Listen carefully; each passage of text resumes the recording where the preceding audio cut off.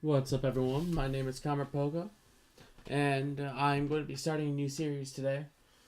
We will be looking at all the different divisions in NFL football and dissecting each team bit by bit, and I'm just going to give you my personal feelings on where each team stands as an organization and what they might be able to do this season, as well as a 5-year update. This episode will revolve around the AFC East, starting upper left, and then we'll fly through AFC, then finish up NFC. So, to start with the Bills, they have found their supposed QB of the future, Josh Allen, with two backup quarterbacks as their starters, as AJ McCarron and Nathan Peterman. Peterman is not too good, and McCarron has potential to carry them as a bridge quarterback. Overall, I do not know what to think of Allen, but he should not start until this offensive line gets better. They used to have a decent assortment of linemen, but through a season-ending injury, as well as a retirement and trade, they have lost the three best linemen. As for receiving core, all they have is Kelvin Benjamin, and they really do not have much other manpower there. Defense, they're pretty stout. Lutalele is pretty nice. Harrison Phillips, I really liked him coming out of college, so that should be interesting. Trumaine Edmonds, they got at a real discount. Lorenzo Alexander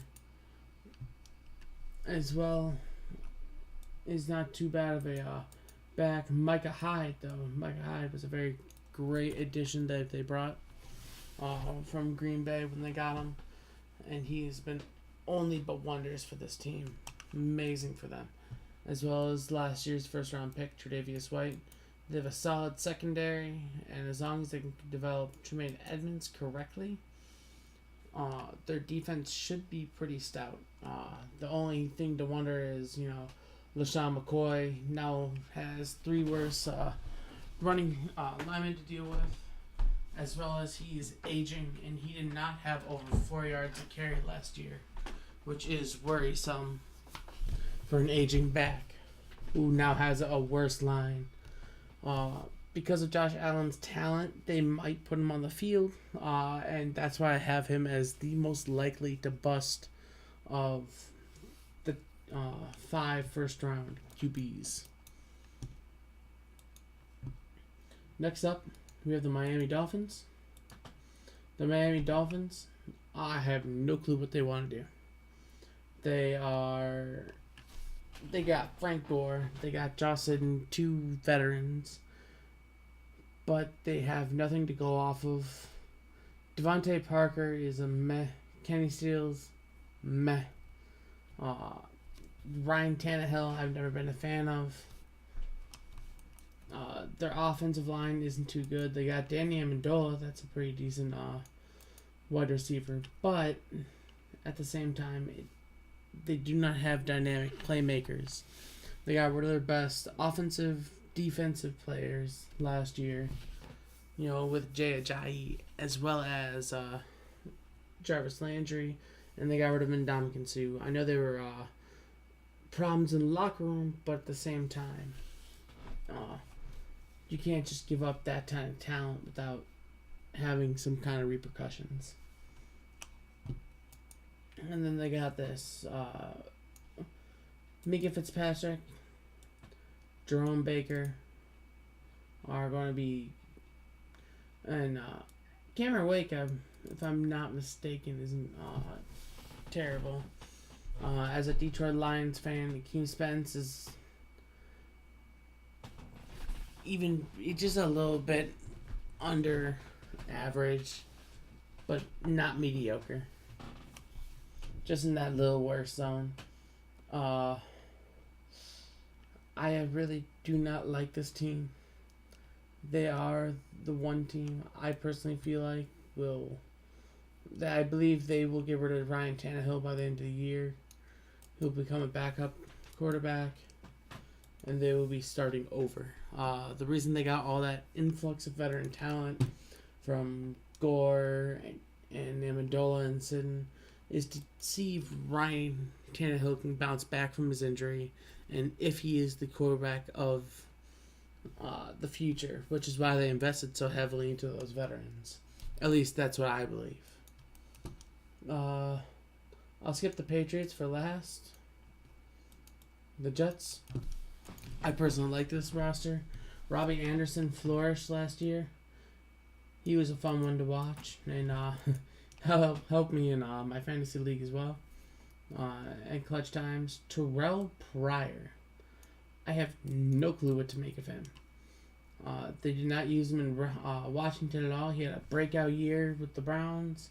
Disappeared for a year, and now he's here on a 1-year prove-it deal, which I liked. So that'll be interesting. Jermaine Kearse, he's not great. He's not good. He's just a little better than average, in my opinion. Spencer Long is all right. Let's see. Eric Tomlinson, if I'm not mistaken, is pretty good. And then their QBs, Josh McCown, aka Coach McCown, he's there to teach Sam Darnold. And you got Teddy Bridgewater as another person just to give Darnold more breathing room. Darnold needs to sit, in my opinion. There's only 2 quarterbacks, I believe, who can start right away. Out of this year's draft class. But Darnold needs to sit and make sure he gets that veteran presence in there. Because he has the time to sit. He has the people in front of him. So there's no reason to rush. He's got Isaiah Crowell. He wasn't too terrible for Cleveland. Powell is meh. And then you go on defense. Jamal Adams was dominant. Avery Williamson. And they don't really got too many other big names. But they do have youth. They do have... they do believe in their coach. There's no way they were supposed to win as many games as they did last year. They willed themselves to those wins. If they can keep that momentum, say they get like the 10th draft pick this year, they have a potential to then just catapult up the ranks as long as they get good drafts.